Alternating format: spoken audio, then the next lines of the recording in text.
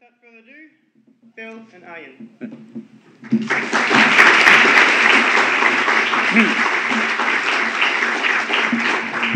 Thank you very much. It's a pleasure for me to be here to talk about something that was really concerned me when I was doing some work at NSA, and that's the ethics in what I was doing.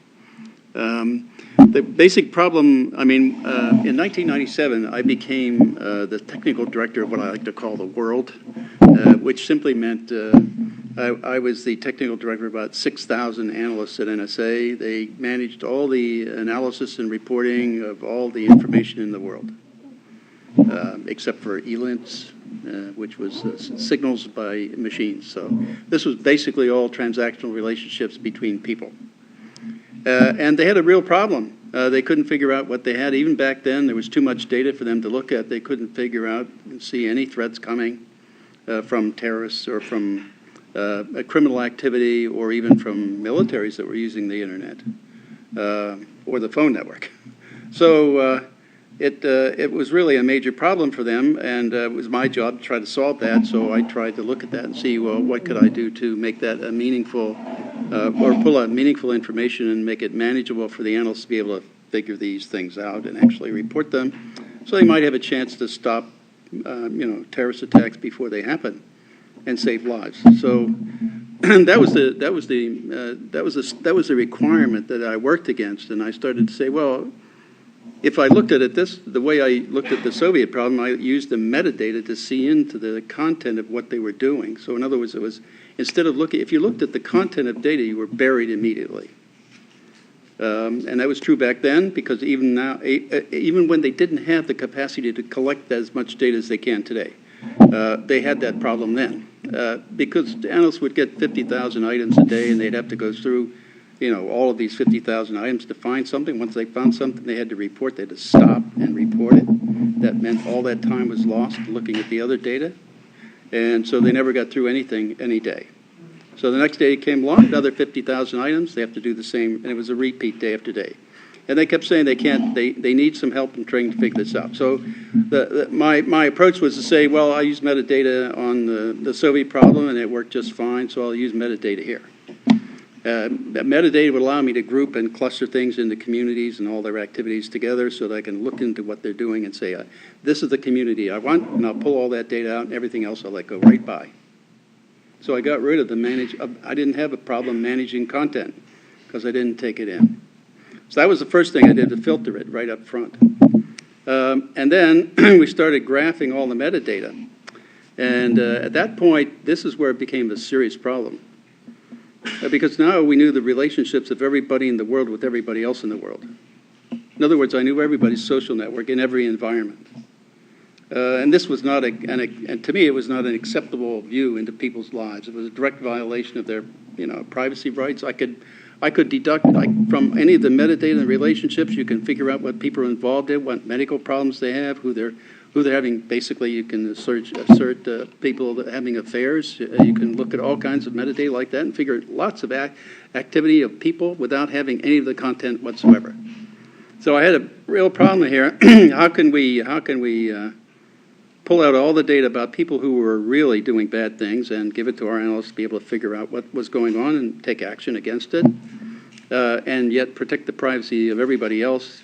Even though we had the metadata, we wanted to do that. So we just decided to encrypt all the metadata. And so that it was never in any other form other than encrypted inside NSA, so that even the NSA analysts couldn't tell who they had. So, as you'll see in the field, some of the slides I have, even later, the FBI or CIA couldn't tell because they have direct access to it, too. And all the collection from GCHQ, NSA stores, and they've got access to that, too, for long periods of time, 5 to 10 years at least. So that encryption gave the protection to the people so that no one could tell, even inside NSA, who they were looking at. They could still...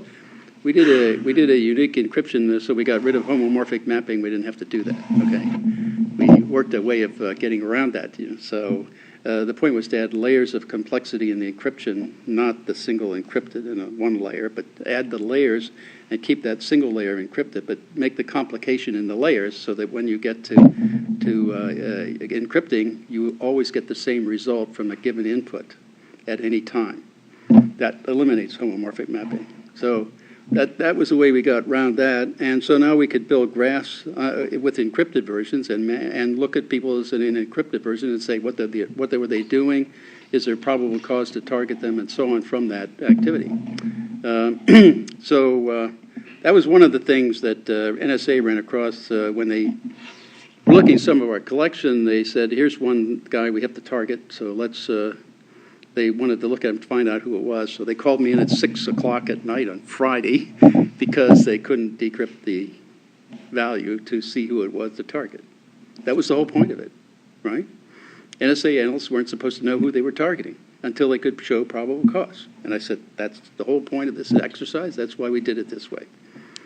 Well, at the same time, I went to the terrorist surveillance program, the office where they were looking at all terrorism around the world, and I said, how many sites contribute information to you to analyze terrorism around the world? Just give me a list of them, and they gave me 18 sites. So the program we developed cost from the beginning about $3.2 million from scratch to develop. And we are running 24 hours a day for about a year and a half in 3 separate sites. So I was after terrorism, the main target. This is like mid-2000 that we did this. So then they gave us 18 sites. So by the end of, by November of 2000, we had all the program running from beginning to end, from antennas all the way, and all the sources back into the databases, which I'll also show you here in a minute. And that's when we said, okay, now we're ready to move in a deployed fashion against terrorism worldwide. So I had these 18 sites, and I proposed to go to them, and that was like $9.5 million to do that. So in other words, anything, if we had deployed that, we'd planned on starting the deployment in January, and this was all done electronically, remotely downloaded. Almost all. I mean, there were some sites we had to send equipment, but most of it was electronic download, so we could do most of it within a week. And it cost only $9.5 million, so we had to add some equipment here and there, so it'd take a month to get there, but, you know, that would mean that we would know what the terrorists were doing as they did it. Because it was a focused, targeted approach. We didn't pull in meaningless data of people who weren't involved in anything.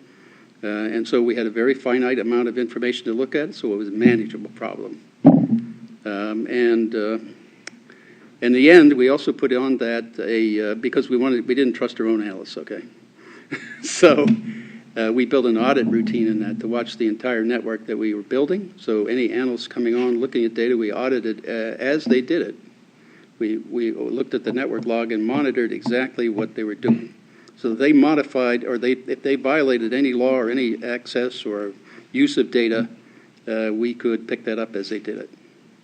This was one of the things we proposed for all of NSA, but they rejected that because it was, we had 2 groups opposing it. One were the analysts. That means they say, you mean to tell me you're going to be watching everything I do and monitoring me all the time and seeing how I manage data and all that? And I said, sure.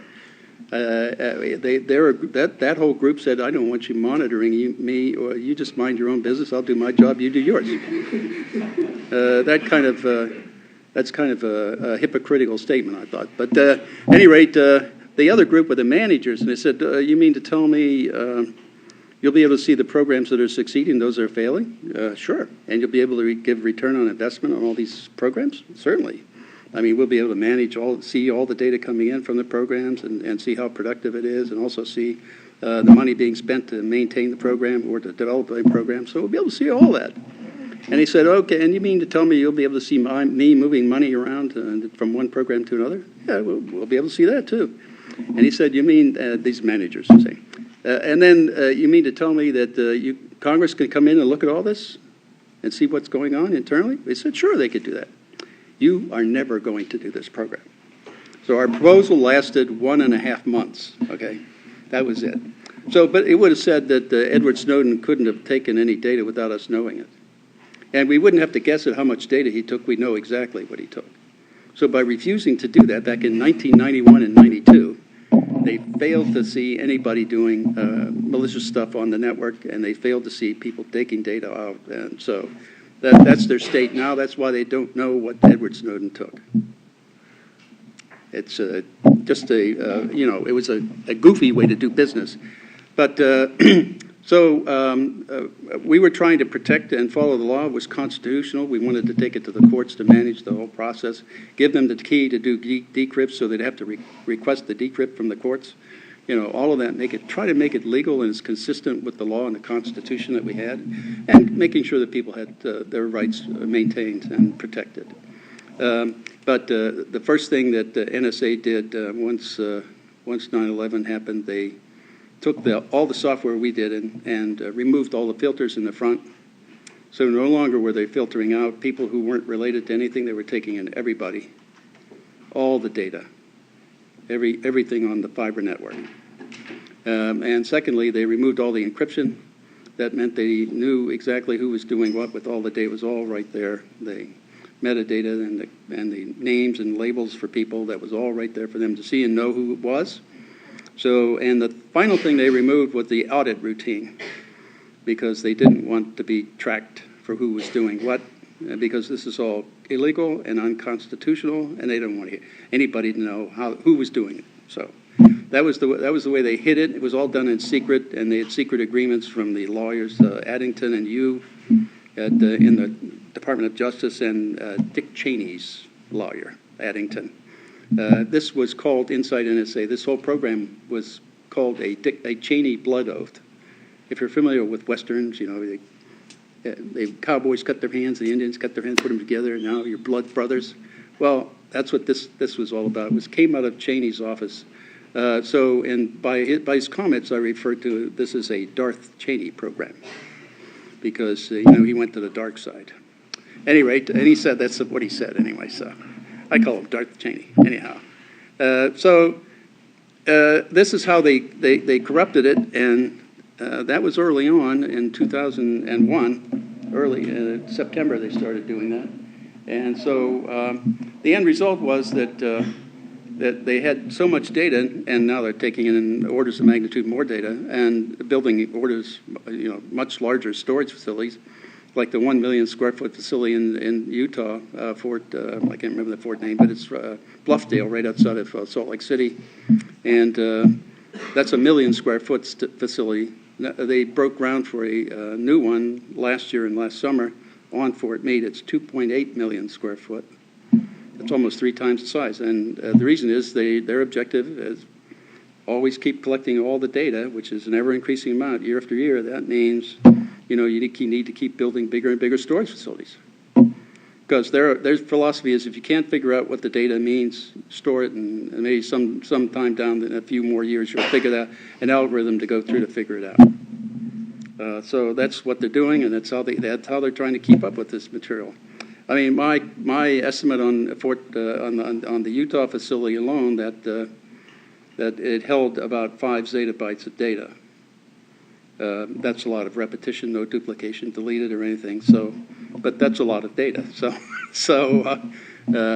The estimate I based that on was Cisco, who said they sold the routers to route data to that facility, and they estimated that from the size, numbers, and capacity of the routers that facility would be taking in 966 exabytes a year. That's about a zettabyte, so that should store at least 5 years. So my estimate was 5 zettabytes.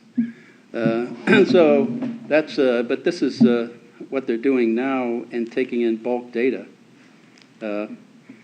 They're using it basically, the fiber network, and they're going around the world. They basically use 3 approaches. One, looking at the corporations that run the fiber lines, and they get the cooperation from them. That means they can move in and build facilities inside the corporations with the fibers and tap the fibers and then pass them to processors that handle the sessionizing of the data for the fiber optic network and for the tapping of the phone network, and then just take all that data and send it back to NSA. If the corporations don't agree, then they go to the governments and have the governments approach their corporations and get cooperation through them. And if that doesn't work, then they'll unilaterally tap. That means if they can access the fiber anywhere, underwater, underground, or wherever, they'll tap it and nobody will know. That's what happened to Google and Yahoo. NSA tapped the fiber lines between their data centers where they were backing up the data so that when they backed it up, they got every bit of data they had. Right? It wasn't the simple little part that they were trying to get from a simple program like PRISM, which we'll get into in the next slide. These are the countries now that are participating. U.S. is first party. The other English-speaking countries here are second party. And then these are all the third parties. About 9 of these countries are participating. Only know a few of them, Germany, Poland, Japan, and most likely Israel. And probably about 6 others. They were outlined in the Rampart A program. If you go on the Google it on the web, you can start to read about the Rampart A program. They used our design, who interface with other countries to do it. Thank you very much. And so this is the what they call the PRISM program. This was everybody focused on this PRISM program. These are the Facebook. All these people are the participants, and this was really a ruse. This is the idea here was to present a program that's actually conforming to the law, where they would give you a warrant and say, we need data on this person. And then these companies would comply and follow the warrant. So that they were presenting that to Congress and the FISA court and everybody saying we're following the law, when in fact, the real program is the upstream program. These are the fiber optic taps. This is where they're taking every bit of data off the network. And this is the Fairview program. That's AT&T, Stormbrews, Verizon, and Blarney. Is about 28 other companies also tapping the fibers. And in Oakstar, the 9 separate third-party countries that are participating also. So, but for example, the Fairview program, these are the taps inside the United States. This is all unconstitutional. If you look at the green dots here, these are the transoceanic cables and where they surface. That's where all the foreigners are. And so yet they say the upstream programs for foreigners, yet all the other points are collecting domestic data. So the target there is domestic, not foreign. If they want only foreigners, they're at the green dots where the cables surface, because that's where they all are. Either they're transiting, coming into the U.S. or going out the U.S. to foreigners, or transiting through the U.S. from Asia to Europe. Or from South America. It's no coincidence that down here in Miami, all the cables from South America go up to Miami and then go back down to South America. That's so NSA gets a look at all the data in South America. And they make the cables really cheap to rent, so that the bandwidth gets purchased by a lot of companies worldwide because it's cheap. Then, of course, they get to look at it through the taps.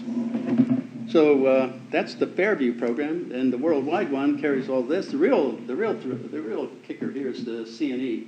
That's computer network exploitation. That means they're putting hardware and software in all the switches, servers, and routers around the world so that they control them. So they own the network. So if any data passing through that is data they want, they route it also, dual route it to NSA. So and there's over. This slide is old, but it says there's over 50,000 of them here. Worldwide, so that's on them. At that time, I don't have a date on this slide, but usually they put the first classification review date, which is like 25 years after the initiation of or creation of the slide. I don't have that here, so I can't tell you, but I think it's probably around 2010 this was going on. So they have about 50,000, greater than 50,000 taps in the network at that time, and it's only gotten worse because their budget is between $10 and $15 billion a year. And that's being spent just to collect this data and to store it, and they're not doing too well at analyzing it. Okay, that's why we have all these attacks that they never stop. So here's the main one of the ultimate objectives is they want to map the entire internet, any device, anywhere, and all the time. That means they want to know where you are every minute of the day, because you can map your devices to who you are, and follow you wherever you are and wherever you go, whether you're at home and using fixed landlines or fixed computers, or taking your computer and moving around, or taking a mobile phone or a satellite phone or any of it. This is there. You can read about this program. Google this on the web, and you can read about that if you want. These are then, once you collect all this data, these are then the programs that they feed back into. All of this area here is NSA, and you see over here is FBI and CIA. This is the FBI Technology Center in Quantico. So they go through the Quantico Center right directly into the databases. There is no oversight whatsoever of this approach. None of this is audited by or monitored by anybody. And it's shared with police around the world, and we'll get into that shortly. But this is the design of all the software that we had put in place and left them in 2001. Because once we found out what they were doing, collecting all this data, we couldn't stay there. That is, Kirk Wiebe, Ed Loomis, and I, we had to leave NSA. We couldn't be associated with this because this is a direct violation of the Constitution, and it's a direct violation of any number of laws in the United States: Pen Register Law, the Electronic Privacy Act, Electronic Security Act, all the laws governing the FCC, regulations covering the telecommunications companies. But that's also why the telecommunications companies had to get retroactive immunity for all the crimes they were committing, in conjunction with the U.S. government. So, this was a really, and we were partially responsible for this. This is why we're standing up and opposing it publicly, because this is a crime. And under Executive Order 13526, Section 1.7, which I keep pointing out to them, they are, by their own regulations, they cannot classify, maintain classified, or not declassify any evidence of a crime, corruption, fraud, waste, and abuse, all of which this is. So they are in violation of their own regulations for classification. And we've been waiting to argue this in court. So I've got 4 separate lawsuits run against the United States government for constitutional violations. This is what you have to do. I mean, I'm responsible for this, so I have to do something about it. That's my responsibility. I created this monster, and so I've got to stand up and do something. So I'm suing them. I got 4 lawsuits running, all on the constitutional basis, and they're scared as hell. They're trying to keep those out of court as much as possible. That's one's in the Second Circuit Court of Appeals, one's in the Third, one's in the Ninth, and one's in the 11th. These are the courts just below the Supreme Court. And that will mean I'm shining a lot of sunlight on their illegal, unconstitutional criminal activity. And they don't want that. So, and this was the design. These are the graphing indexes here, and they index into the digital network database and the voice database. And when you pull the graphing routines out of here, you also pull the associated content with it, so you can analyze all of that by communities by simply making one pull. And it will pull all that data together. And that's unfortunately what we also left in the design. We didn't go any further than that because it was fortunate because we had to build visual displays, and that was taking a lot of time, so we didn't have time to do that. By that time, they started violating the Constitution. First, U.S. citizens were this first in the pit to get bulk acquisition. Now you've all joined us. Okay, we're all together in this mess. So all these programs are ones we left them, and they haven't. I've looked at all the publications from Edward Snowden, including the 2009 NSA-IG report on the Stellar Wind program, which is the domestic collection part of that, and they haven't done anything to it. Nothing. So that's progress for you, right? At any rate, the further complication, this is where it gets really bad, okay? The problem here is when you give information on everybody to a central point and a central power, sooner or later they use it. And what they're doing here is this is the Special Operations Division, this SOD here, of the the Drug Enforcement Administration. It's also in conjunction with the FBI. They go into the NSA database, and the function of the SOD is to analyze all the data in NSA for criminal activity, common crime. Drug trafficking, money laundering, anything they can find, they do it. The IRS is a part of this SOD too, so they look at for money laundering, tax evasion, that kind of thing. The others are DHS and CIA, and I think the DIA is part of that. So there's a lot of government components who are also looking at this data with no oversight at all, and no attempt at oversight. And then you see what they're saying here is, when you can't reveal or discuss it in any kind of reports or files or affidavits. You can't talk to the attorneys or even the court. You can't tell the judge you're using this data in the court. You can't even tell the state and local officials who you tell to go arrest the people from the data. They say, go to this parking lot, watch for that truck to pull in that parking space, then go arrest them, bring in the drug dogs, and get the dope. And you can't, of course, tell your foreign counterpart, that's your police. Right? That's anybody who has any relationship with whatsoever with the FBI or the DEA worldwide, they can get this information. But they'll never be given the data to go into court. They'll just be told that you have to do what's called a parallel construction. And this means you use standard policing techniques to find the data. Of course, it helps that you already know where it is from NSA, so that makes it easier. And you can do the subpoenas and things like that. This is a standard policing approach to get data to arrest people, to show probable cause and arrest them. Well, this is the data they used to substitute in the court of law for the data they really used, which was NSA collected data. So that's called perjury. That's simply perjury. And this is the Department of Justice of the United States doing it, as well as the other countries affiliated with them. So I call this a planned program perjury policy, I couldn't think of another P, run by the Department of Justice of the United States. They're criminals. And so I call them the Department of Just Us. Because it ain't me and it ain't you. It's not us, right? It's only a selected few. So at any rate, that's really the kicker here. This is now destroying our entire judicial process. It's a violation of the First Amendment. First, from knowing you no longer have free association because of this. The Fourth Amendment, you no longer have privacy in terms of the content of your letters or email. That's a letter, right? And the Fifth Amendment, you're testifying against yourself because they're reading everything you're saying. Now, that's a violation of the Sixth Amendment's due process. Once they do that, they fabricate evidence to substitute in the court of law, which denies you due process.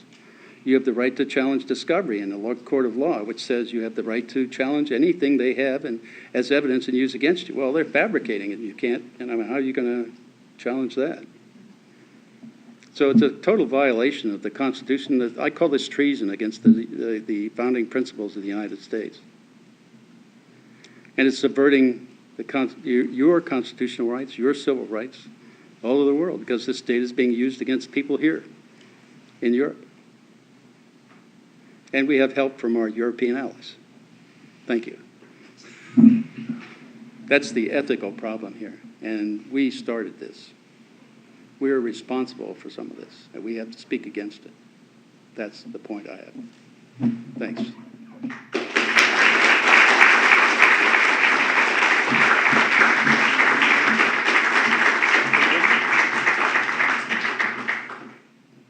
I'll go to this side.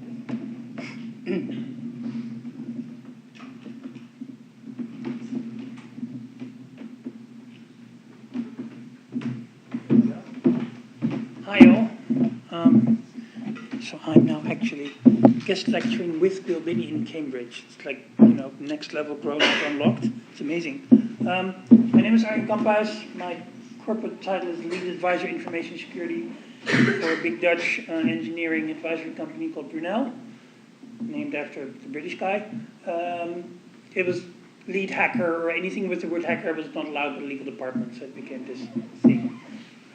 And I get to work with Bill on some very thorny big data problems where we have to do analytics on big data, but then also the data that is collected and processed needs to be secured and needs to be brought into compliance with European privacy laws. So that's sort of my job, to engineer the IT under some of his and some of our other brilliant data science people to make sure that we can actually IT engineer some systems underneath that stuff to make it a technical reality.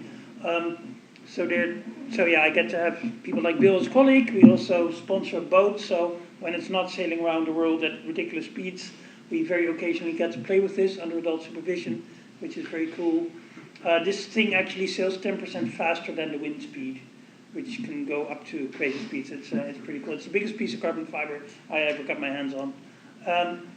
So one of the problems with digital security and losing information or getting what is called cyber crimes. The word cyber is difficult because it doesn't really mean anything, but it sounds very cool to managers, so it's abused a lot, is that it's very hard to know where stuff comes from. Much harder than in the physical world. If your car gets stolen, you have a starting point that the last time you saw your car, that's probably where the thief was at some point when they stole it. If somebody is going into your computer and making off with money off your bank account, they could be anywhere in the world.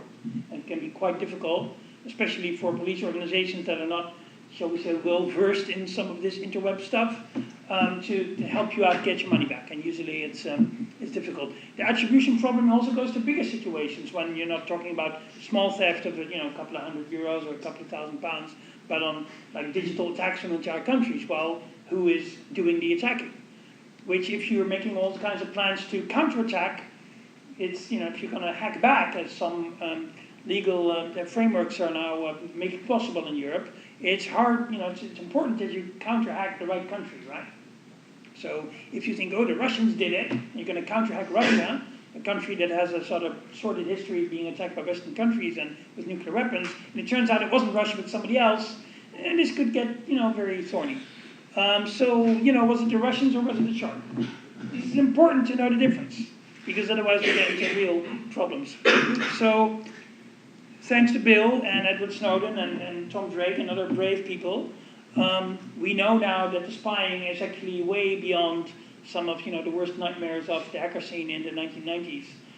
All the stuff you saw in movies from the 90s now seems rather quaint and modest and childish almost, knowing what we now know how bad things really are.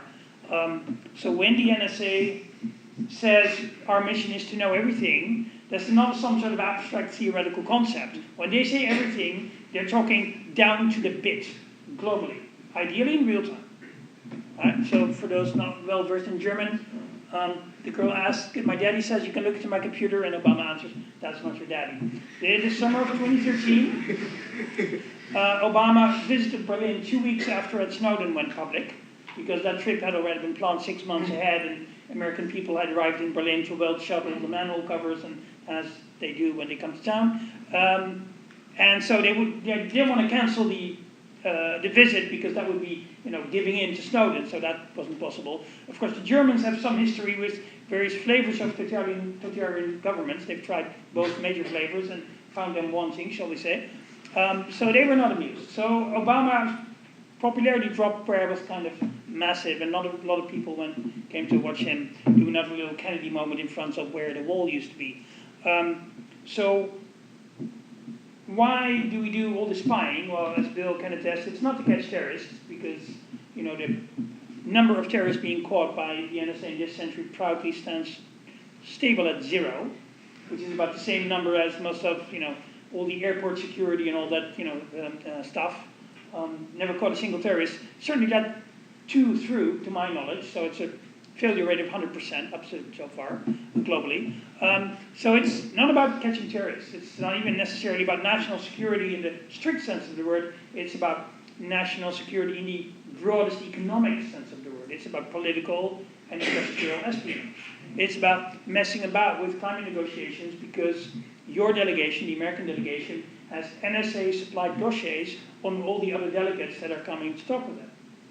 And if you need to negotiate about something with somebody, and you know everything about them, and I mean everything, what they had for breakfast, who they had an affair with, when they smoked a joint, when was the first time they smoked a joint, when was the last time they smoked a joint, and how many in between, and all that, and who else was in the room when they smoked it, that makes negotiation a lot easier, because everybody has something to hide. And if you say you don't, then please come up to the stage and I'll interview you on your sex life from age 11 upwards. We'll post it on YouTube, and then we'll continue the discussion. No takers? Okay, so we're all clear on this, right? Then fine, good. So yeah, industrial espionage. Why do we do it? Because it works. Because it's great. If somebody else spends billions on researching something, you just grab it. And that's easy. Maybe not as good as making all the discoveries yourself, because you're going to miss some knowledge, but hey, you just save yourself billions. So everybody does that, but none probably more than the United States right now, because we buy all their technology. So we buy their incredible stuff and place it in our organizations, in our homes, in our bedrooms, in our parliaments, in our hospitals. It's everywhere. So this is just some of the sort of horror show, on top of all the stuff that Bill just talked about. So one more NSA internal slide. It's crazy that an organization with their budget, the size of a small country, cannot have better graphics than this, but it's true. And so they're very proud about the fact that the 80 major global technology corporations, these are all American of course, have partnerships with them. They call it partnerships. I would use another word, but this is being recorded, and so I don't want to, do any unparliamentary language. But yeah, so all this stuff is backdoored, broken, insecure by design.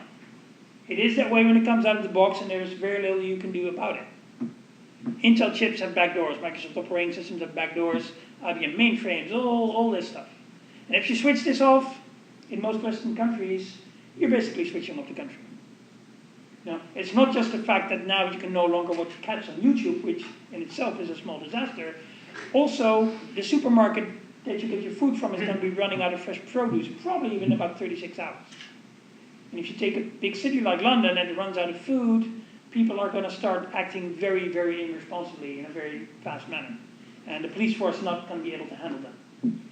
So this is a pretty bad situation. It was already bad before we had an impulse-controlled individual in the White House. But I think now maybe things are getting even worse. So not content with just, having most of the planet under a kill switch that they can execute at any time, somebody in the US thought it was a good idea to go on for full cyber war in the context without even declaring war. So America, with a little bit of help from Israel that they didn't really appreciate or want, it was more of an accident, created the Stuxnet virus against the non-military nuclear installation in Natanz in Iraq. A country at the time where the CIA's opinion on it was that they did not have a nuclear weapons program, and that the installation in Natanz was actually a legal civilian program. So not just me and a bunch of other people saying that is actually the national intelligence estimate on Iran out of 2007. But yeah, it had to be destroyed anyway, so they built a virus that took on the industrial controlling equipment sitting in between the computers running the factory and the actual centrifuges spinning very fast, being filled with uranium hexafluoride gas. Of course, the virus escaped into the wild, as viruses do, because they replicate, so it ended up breaking lots of other stuff, and then, of course, people figured it out. People got copies of the virus, and it was reverse engineered, and people studied it, and we traced it back, and so this is how we know all this stuff. Of course, a copy of the virus is now available at archive.org, so if you have ambitions to take down some big chunk of industrial real estate somewhere, go to archive.org, download the virus, do some programming, and have some fun. So Iran, of course, not very amused about the fact that one of their prime pieces of industrial real estate was being messed up by some foreign entity. So they formed their own little group of doing comparable things with comparable skill sets and took down all 33,000 computers of Saudi Aramco and wiped them clean down to the BIOS level in a single night. Basically a way of saying to America, hey, you want to play? We can do this. And then everybody stepped back from the brink and started behaving slightly more responsibly, thank God. So 40 years ago, this was top secret. Now it's on Wikipedia. That is how technology develops. So initially only one country had the bomb, then two, then four. Today, probably 30 or 40 countries could manufacture nuclear weapons if they had that desire. Technology democratizes. In the end, everybody has it. Now, with nuclear weapons, this is a very slow and painful process, and we have some measure of control over it, although maybe not as much as we'd like. With digital weaponry, the time frames are much more compressed, and of course, the threshold to get into it is much, much lower. And so this is a problem. So this is a world map of internet-connected industrial control systems, and it sort of tells you why doing this cyber war stuff is an incredibly bad idea for the West. Because it's not a question of if we're going to lose a cyber war, it's just, is it going to be in the first 5 minutes or the first 30 minutes? It's going to be really, really, really messy. And we really shouldn't be antagonizing other countries into developing weapons capability of the kind of weapons that we are most vulnerable for. It is a truly, truly silly and destructive policy. Of course, building digital weapons and then leaving them around on the internet is just a really, really bad idea, but it happened. So last year in the summer, we got a whole Cisco attack toolkit that became available online, and many of my colleagues spent quite a few weekends fixing up a very large number of Cisco networking equipment to just keep phone networks going and stuff like that. So it could have been a lot worse. It wasn't. Now, of course, we've seen the WannaCry virus this year and the Pecha virus, which in this country took down about 40 hospitals. In the Netherlands, it took down 17 container terminals at the cost of about 350 million euros. And it took several weeks for global logistic change to recover from that, since Rotterdam is the world's biggest port. So that's bad. That was not, I contend, a criminal activity. The total revenue from this whole thing was less than $100,000. So it was a criminal action, it was a total failure. And so I don't think it was a criminal action. I think the criminal stuff was just a thin layer of veneer to hide what was actually going on there. And what was actually going on there is somebody found a bunch of cyber weapons online and was testing them. Because if you have a weapon, you have to test it. Now, if you're the NSA, and your yearly budget is the size of a medium-sized country, then you can replicate, a chunk of the internet in-house, air gap from the rest of the planet, and that's where you test your stuff. But say you are a very small country, or maybe you're not even a country, you're a company, or a terrorist group, or, I don't know, a bunch of bored Pakistani students. It could be anybody. And you have found a weapon and, play with it a bit. So where do you test it? Well, you test it on the internet. And then somebody else calls it the WannaCry virus when it takes down 40 UK hospitals. And, you probably learned something from that test. We don't know who learned and what they learned, but somebody learned something. It was interesting. It was sort of like this, little nuclear physics experiment. It was supposed to be a 6 megaton blast, but we didn't really understand lithium-6 isotopes very well at the time, so it turned into a 15 megaton blast, which for the people in the forward observation bunker was not a lot of fun. Also for the people in the Japanese fishing boat, a very bad day. So all this stuff, of course, sounds like a really, really bad movie, but it turns out to be just factually true. And particularly Edward Snowden gave us very detailed technical documentation on all of this stuff. So the debate is no longer, is this true, is it happening? The only real debate we should be having is what we're going to do about it. So, this being the UK, you have to go there. Ed Snowden also told us another thing. He told us that a lot of stuff is broken, but he also told us that there's some things that do work. So, our governments, including the government in this country, after every terrorist attack, keep saying we have to ban crypto now, even though there is not a single case in recent European history where crypto played a significant role in the preparation of crypto attacks. So if you want to prevent the recent terrorist attacks, what you need to do is you need to ban the rental of white vans to young men, not installing Signal on your phone or using PGP, because those things play no role. Right? So are our governments stupid, or is there something else going on? I'll leave this as a question for the audience.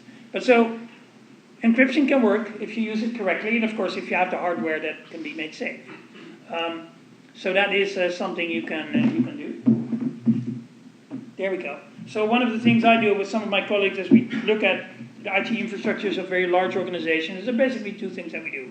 One is we try to measure the stuff that's already there, and we try to secure it as well as possible. But I think WannaCry and Pecha virus are literally just a tiny tip of the iceberg of the crap that we're going to see over the next few years. And so our ability to secure that environment is going to go down in the future, and there's very little we can actually do about it. Nothing to do with the fact how clever we are or may not be. It's just that all these systems are broken, and the secrets about that brokenness is now out there. So everybody's going to get in on this game, and it's going to be a pretty big mess.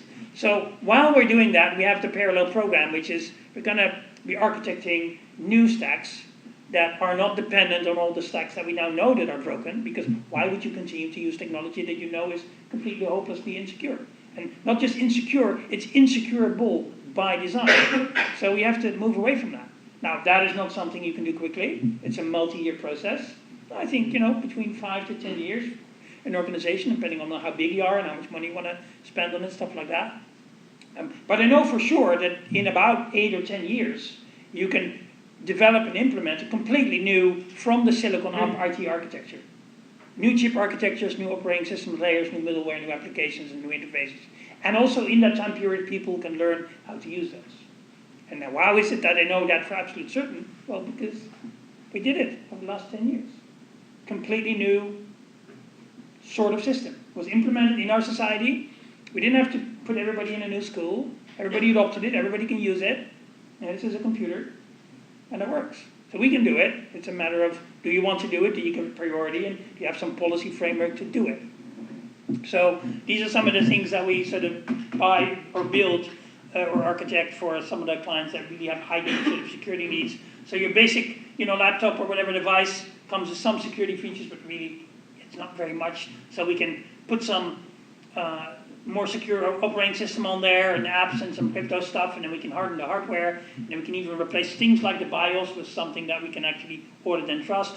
And then, of course, there's custom hardware all the way at the top. The problem with that is, if you're, say, a journalist, we do a lot of work with investigative journalists, then you don't want to be caught with custom hardware at the Iranian border after you've just done an interview with the political opposition there. This is probably going to end bad for you and your sources. So this is usually also expensive. This other stuff is not that expensive. It mostly requires a bit of knowledge and a bit of time. Of course, if you're going to do some of the more scary stuff in the world, visiting dangerous countries or whatever, you also need to learn other things about security, not just the crypto stuff, not just the math.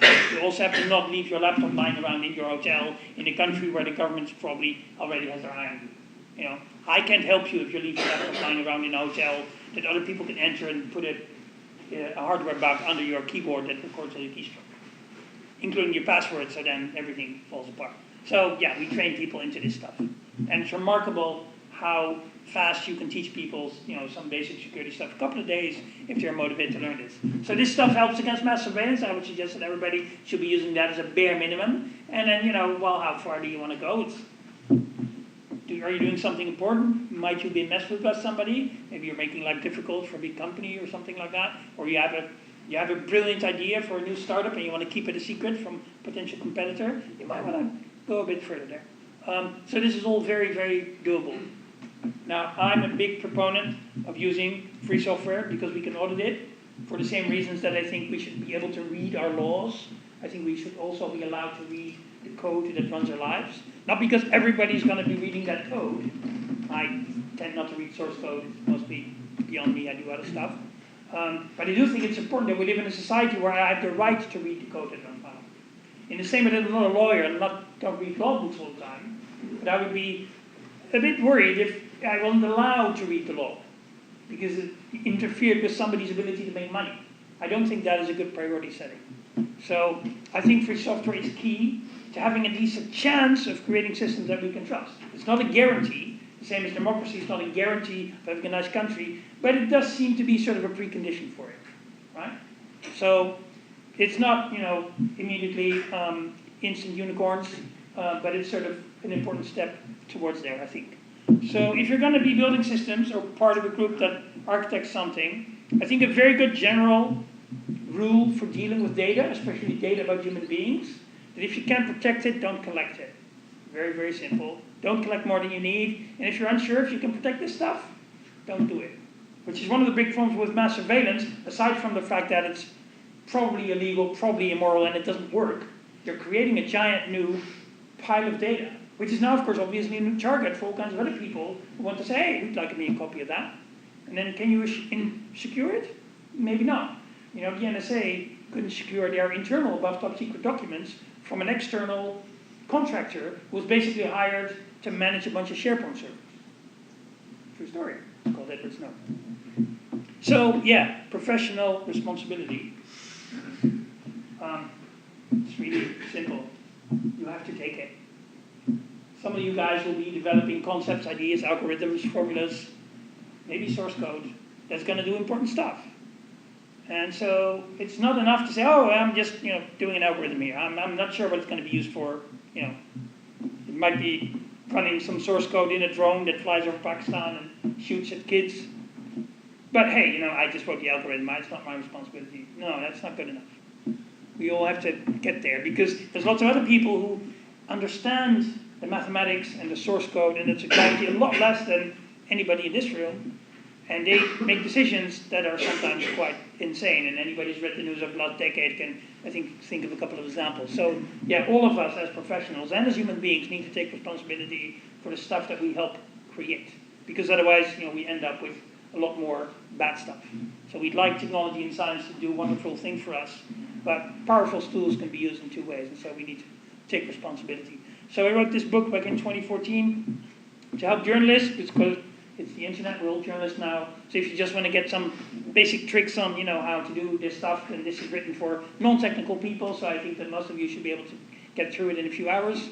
And it just tells you now how to set up your laptop with some basic tools. And if you want to go a bit more paranoid, there's some tips in there as well. So it's a free download. The entire text is, of course, Creative Commons license. So if you want to take a bit of data and reuse it to explain, to your local school 12-year-olds, then please do so. Make a version for 12-year-olds if you want to do that. Don't ask my permission, just go do it and go fix some problems. So that's me, and I think Bill and me are going to be here for a bit. So questions either now or later when we're having pizza. And thank you all for your attention.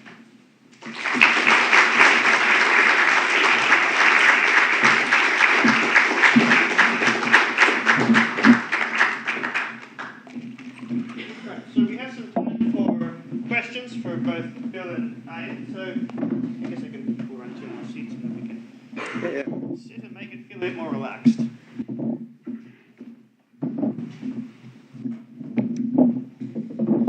So does anyone have any questions? Yes. I have a bunch of questions, but I'll try to just ask one or two. For William, can I ask, at least before the Bush government started removing your safeguards, how were dual citizens treated? Because I understand there was an attempt to focus on foreign nationals, but not as some people are both foreign nationals and U.S. citizens. They were treated as U.S. citizens. Okay. Thank you. And when they went to mass collection, they were collected too. And I've used your CIJ guides to help train people in charities. Thank you very much for writing it. All right. In it, you mentioned the Intel management engine, and you talked earlier about freeing the BIOS. Yep. I was wondering, maybe for both of you, William, you might be aware whether the NSA was or has more recently been successfully exfiltrating data via the management engine. I don't know about that specifically, but they've been exfiltrating data for a very long time, using many different methods. I think some of the close-in methods, if you looked at the 30C3 talk that Jacob Applebaum gave, he pulled out a lot of data from Snowden's material to show a lot of the close-in access stuff. I've seen that talk, but I don't think it covered the... It mentioned the Intel, and so we now have some methods on certain specific hardware platforms to disable it. That appears to work. Still testing some of this stuff.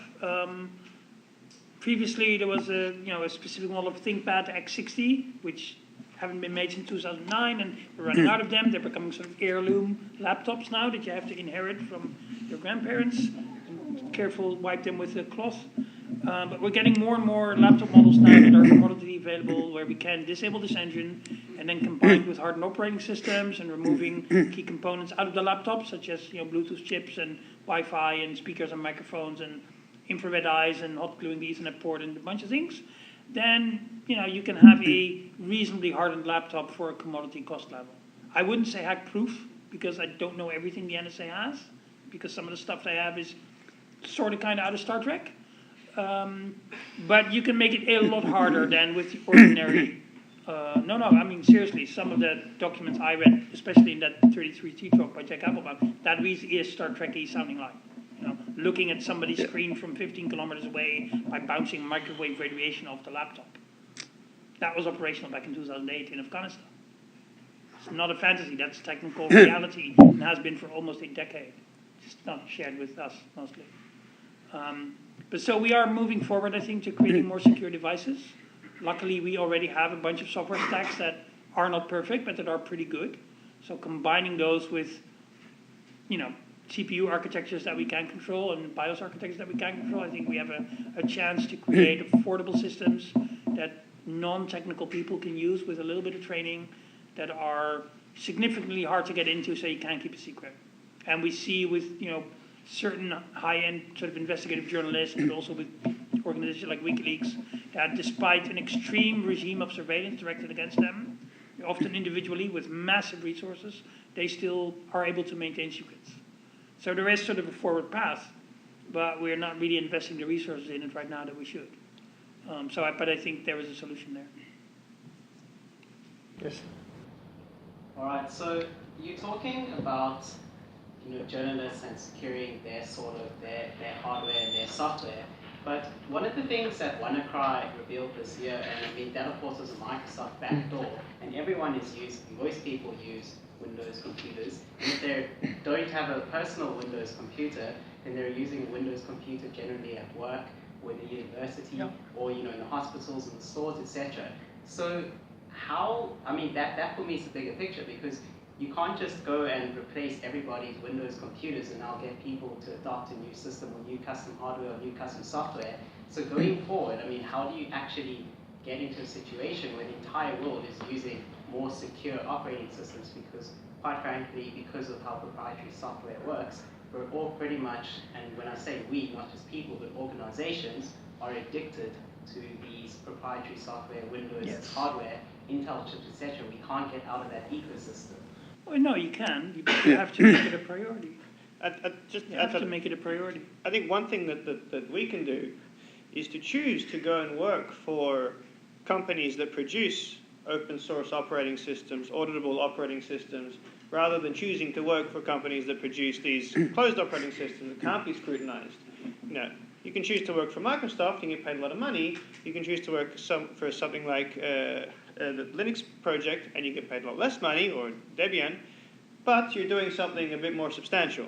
Yeah. And as the individuals, we have to decide, how much money do I want to make versus how much, not that simple, but how much money do I want to make versus how much am I concerned about the products that I'm making? Am I propagating this ecosystem of unsafe software, unsafe computing, versus am I going to devote myself, or at least part of myself, to promoting something that is more safe, more secure? And as an individual, so everything you're saying about proprietary software is true. It's also a policy choice. 30 years ago, everybody was using asbestos because it had wonderful positive properties such as fire retarding and insulation and, beautiful stuff, really, asbestos. We should be building all children's hospitals out of solid asbestos, clearly, because, think of the children and the possible fire. Then it turns out asbestos had this one property that, while having no building technical factor, was a bit of a thing and gave you cancer.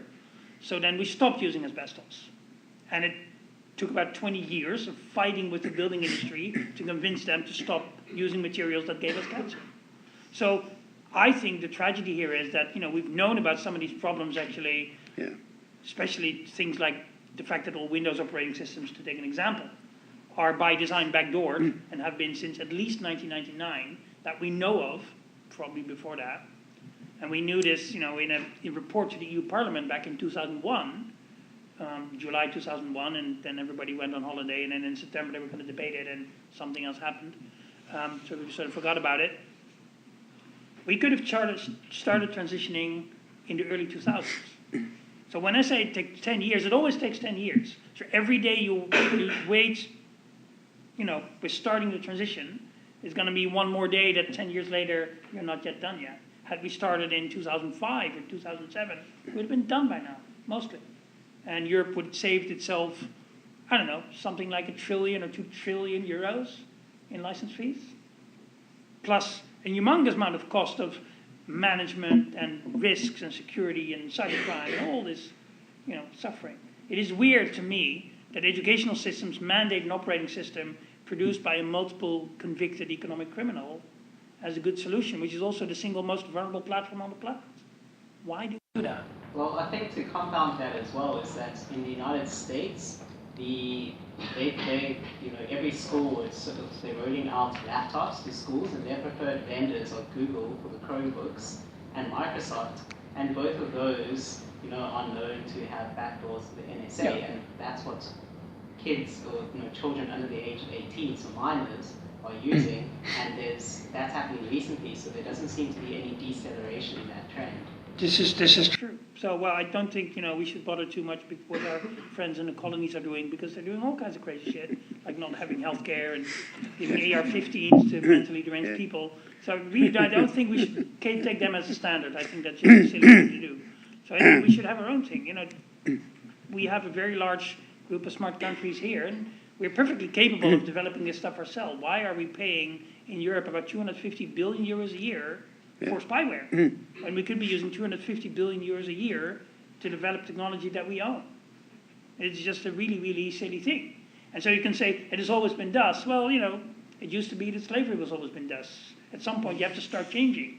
And then lots of people will say, oh, this is economically terrible. Think of all those cotton plantations. Well, in the end, we changed it. So do you want to be part of the change, or do you want to be part of the people that say that, well, slavery may not be good, but, you know, it's an economic necessity? What camp do you want to be in? Yes. On Microsoft research around the world. I will not comment on Windows, but I want to point out that we work on an open source research project where we implementing the TLS stack, and it's all open source. The goal is to verify it, and yeah, so I saw a nice connection to your mountain of building kind of a new software stack. Maybe you can say a bit more on your work, and I'm happy to talk afterwards about that. Okay, cool, yeah. We have a chance to talk with Bill and Arjen afterwards. We're going upstairs for pizza if anyone wants to join. Cool. Okay, more questions? I'd like to go back to Mr. Binney.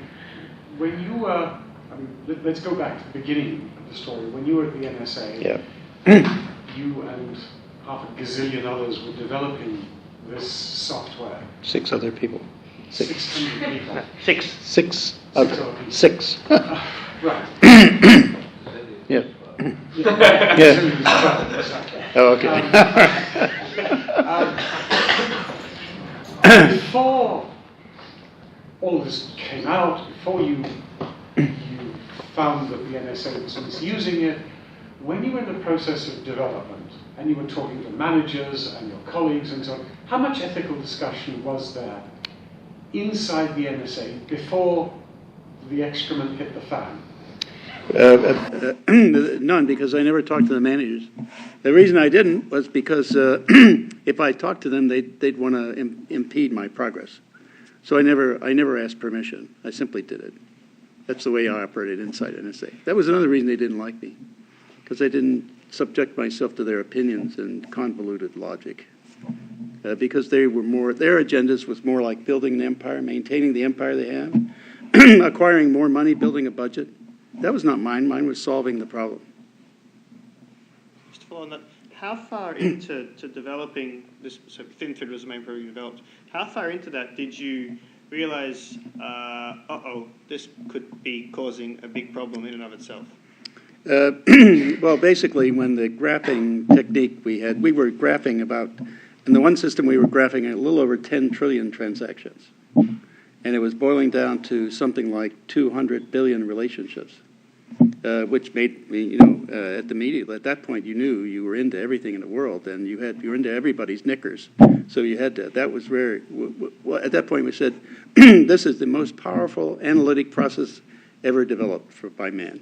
So we've got to do something to protect people in this process. And that was probably, we first started seeing the output of that in 1998. By late 98, we were saying this. Right. So it was only a few months after we started.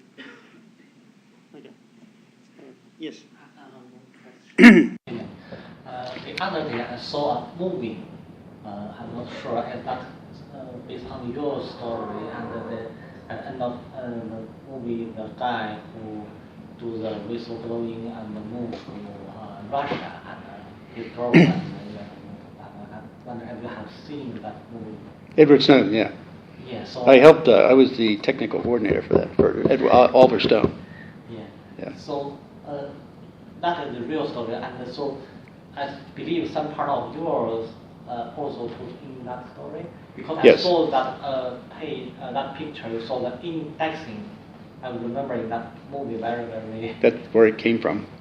Came from. Yeah, I was providing all the technical background for that movie. Thank you. Mm. Sure. Yes. So you talked about the bulk collection of data. There's like a huge amount of data that's being collected, but my impression is that most of this data would be encrypted, right?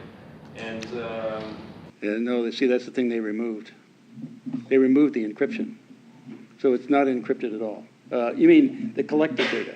Yeah, but they have ways of seeing through a good deal of that.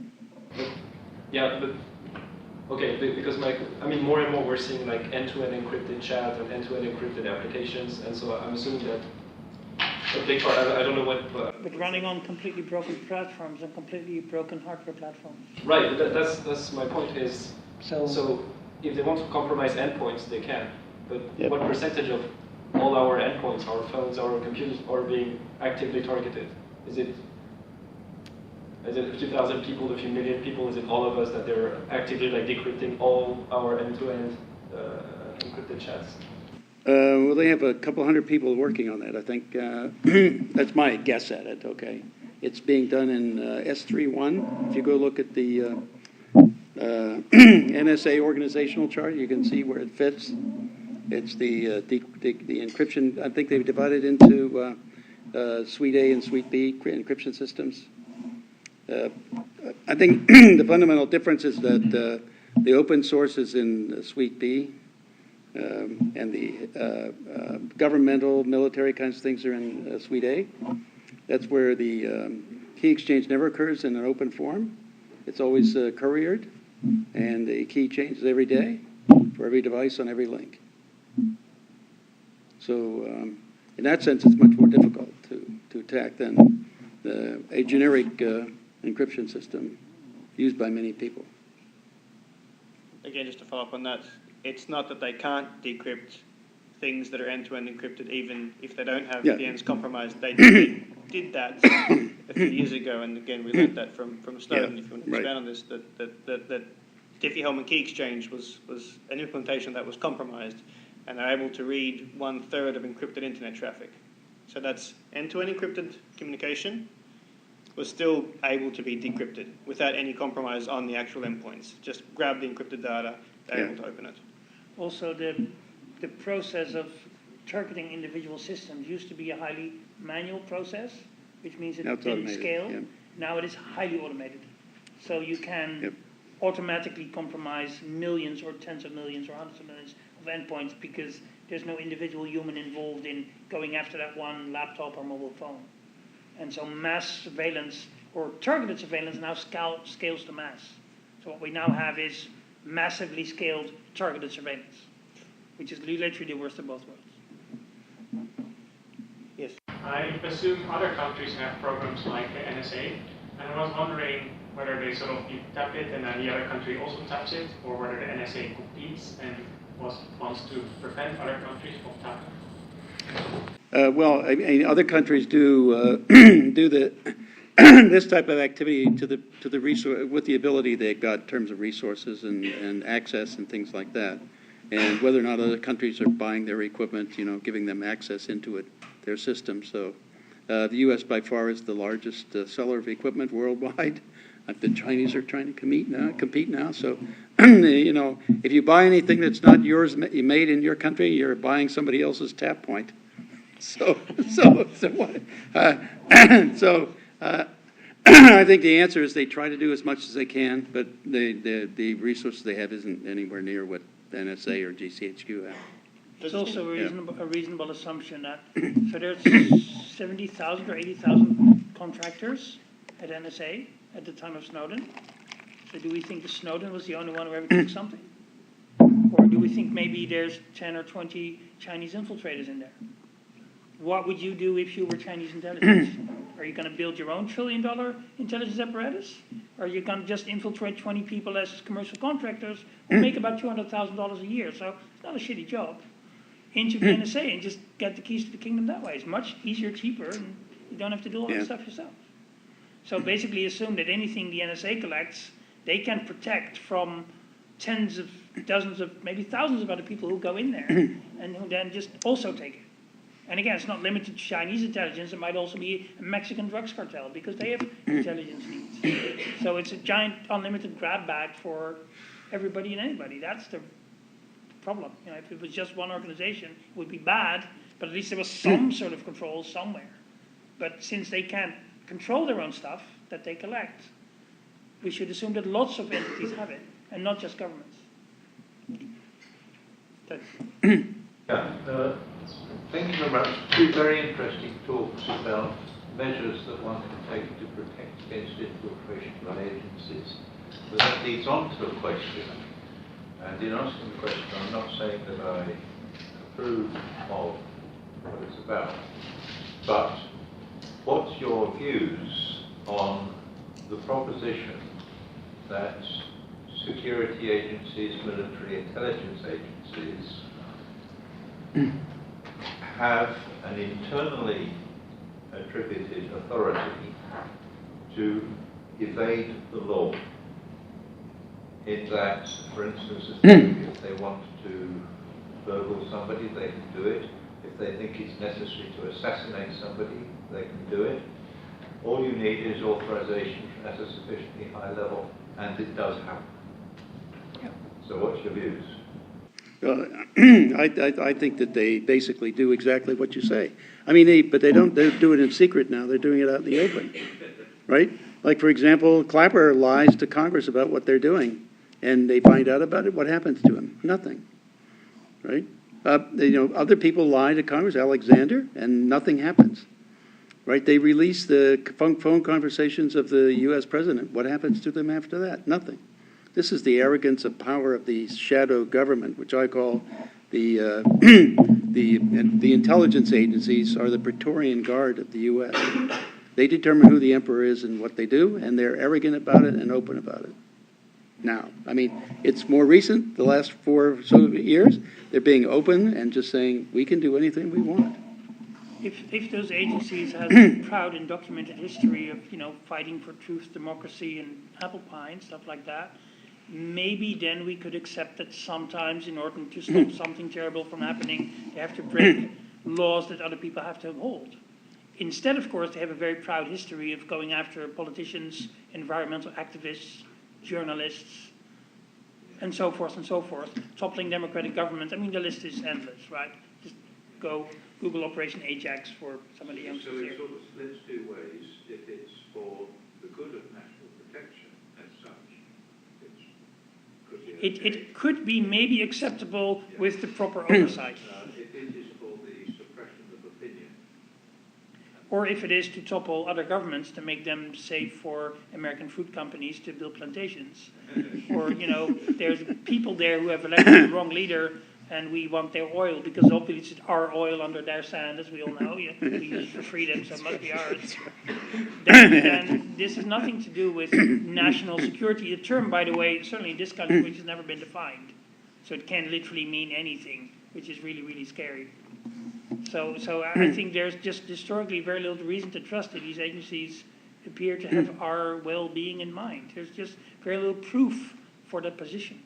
And that I think is the problem. Yeah, I just say that no government can trust any of the intelligence agencies they've created, period. Yes, it's fine if the people who run the agencies are, so to speak, strictly moral, except in cases of necessity, but when they misuse the power they have, which they have the authority to misuse, then that's bad. But technical people like us keep throwing them powerful technical tools day after day after day. Here's a new toy, work with this, play with this, use this. Then it's almost unsurprising that they realize they have this giant vat of power they can wield and exert, and they're going to do that. And we are the suppliers of that. We produce those tools. We write that code. We write those algorithms. We develop those techniques. That's us.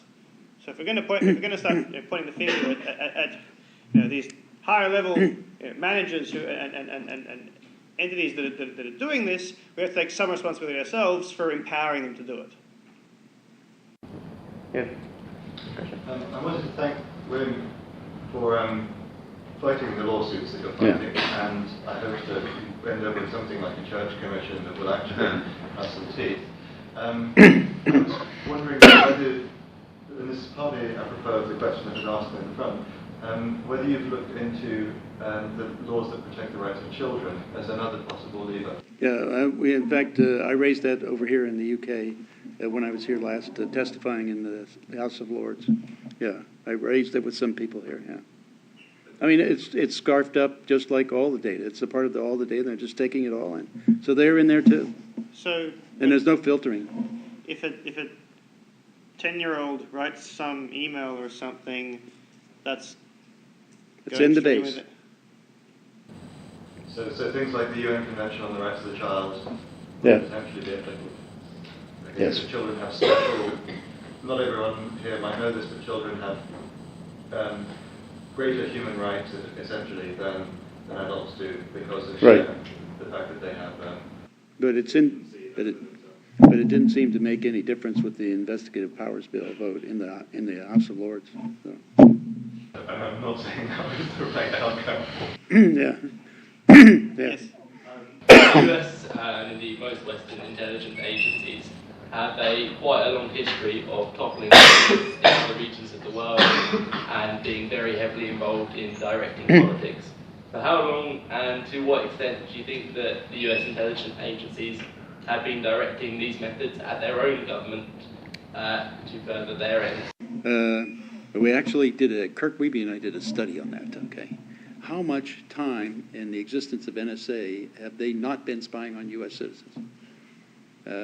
Well, the Shamrock program ran from the World War II, started beginning of World War II, all the way up into 1975, about that time. The Church Committee kind of stopped that. Then the Minaret program was picked up by Nixon and carried it from 68, I think, to about 75 again, or maybe 76. And there was some spying even on the Church Committee afterward. The primary target there was Senator Church, because they had to know what he was thinking, where he was taking the committee, and what he was planning for NSA and the other FBI and CIA. Those are the three primary targets of that committee. So we ended up saying that at most we can only prove that they weren't spying on U.S. citizens 40% of the time they existed. So about 60% they were doing it, 40% we couldn't say. Right. Yes. Probably a trivial question. What's your reaction to the suspicions raised about Kaspersky's software? Well, I'm not sure about all the suspicion. I think what they're trying to do is discredit him as a source of for cybersecurity or cyber comments on security, and that's probably because they want to discredit anybody who might give a different opinion, right? Like, for example, the Russians did it, of course, right? Everybody says that, right? But if you ask them, what is the evidence you have, they don't have any. They can't produce any. But the mainstream media this is what Adolf Hitler did. Hitler did this. So, I mean, all dictators do this. They simply, if they want people to do something, they create a lie, make it a big one, tell it off until everybody believes it, and get multiple sources to say it from all different directions, so that people say, oh, that must be true, That's the fallacy of repetition, right? There's no evidence behind any of it. In fact, what Arjen had mentioned, we when we found out that they were downloading 16 gigabits in 87 seconds off the DNC server, we said, well, how the hell could that get to Russia across the network? Well, it can't. I mean, we can't even, the most speed we got was 12 megabytes per second. That's it. And we needed something like 4 times that, because the highest rate of transfer was 38 megabits per second in that transfer. So, we said that had to go locally. It couldn't go across the network. The transfer speed is remarkably close to USB 3.1 storage device. That too, yeah. So it looked pretty local to us, so, we certainly had the proof that we couldn't go very far.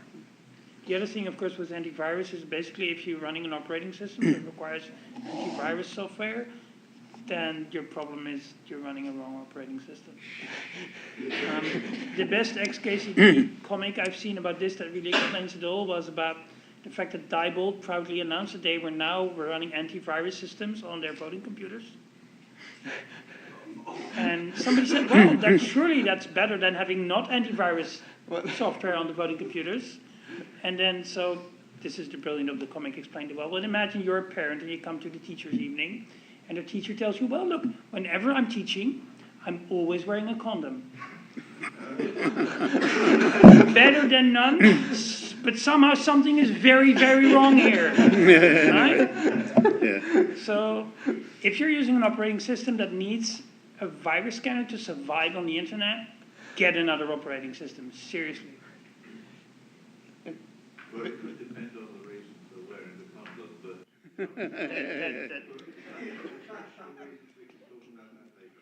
I'm glad I'm not a parent.